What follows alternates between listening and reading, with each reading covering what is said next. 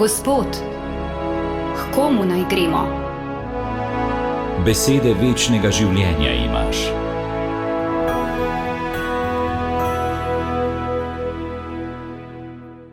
Drage poslušalke in poslušalci Radia Ognjišče. V nedeljo 14. septembra obhajamo praznik povišanja Svetega križa in katehetsko nedeljo. To je priložnost, da se spomnimo tega, na kar nas križ spominja. V našem življenju je križ zelo navzoč. Imamo ga v hišah, ob cestah, nosimo ga okrog vratu. Ko se pokrižamo z blagoslovljeno vodo, na primer v cerkvi, se spomnimo na zakrament Svetega krsta in na odrešenje, ki ga prejemamo po smrti in vstajenju Jezusa Kristusa. Križ je torej del našega vsakdana, a hkrati nas vedno znova kliče, da vanj pogledamo srcem.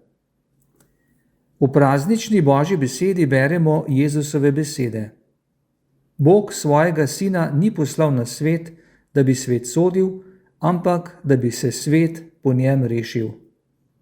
To je evangelij v eni sami povedi, veselo oznanilo, da nas Bog ljubi in da nam bo po Jezusu dal odrešenje. V prvem berilu beremo o bronasti kači. Kogar je kača ugriznila in je zvero pogledal na bronasto kačo, je bil rešen. To je predpodoba križa. Tudi mi smo večkrat ugriznjeni zaradi greha, strahu, obupa ali krivde. Križ pa ni znamenje poraza, ampak je zdravilo. Če vanj pogledamo z vero, nas osvobodi in ozdravi.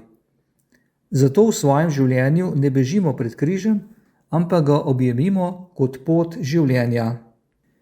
Apostol Pavel nam v berilu predstavi Kristusovo pot, od izničenja in ponižanja do povzdignjenja. Jezus ni iskal lastne moči, ampak se je daroval iz ljubezni. Prav zato mu je Oče podaril ime, ki je nad vsakim imenom.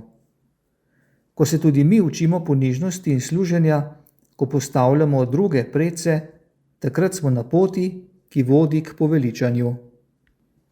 Nedelja je tudi katehetska nedelja. Spominja nas, da je Božja beseda dar, ki ga moramo posredovati naprej otrokom, mladim in odraslim. Starši ste prvi kateheti svojih otrok. Vaša molitev, vaša beseda in zgled, to je največji dar, ki jim ga lahko podarite. Katehistinje in kateheti, hvala, ker darujete svoj čas in srce, da drugim pomagate rasti v veri.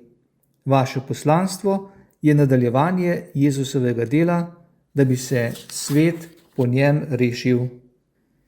Lahko se vprašamo, katere konkretne spodbude lahko povzamemo ob današnjem prazniku povišanja Svetega križa za vsakdanje življenje.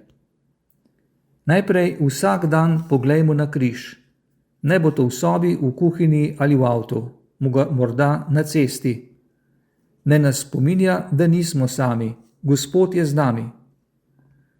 Drugič, ko pride težava, se ne ustavimo pri obupu. Pokrižajmo se in poglejmo na križ in recimo: Jezus, ti si z menoj. Spominjam se nekega močnega trenutka, ko sem stopil o priložnosti v Toskani v Italiji v neko cerkev, kjer sem zaslišal kričanje in glasno govorjenje. Vidim redovnika na vozičku samega sredi cerkve. Gleda na velik križ nad oltarjem in vpije ter roti Jezusa, naj mu pomaga v ljubezni. Tretjič, pomen molitve v družini.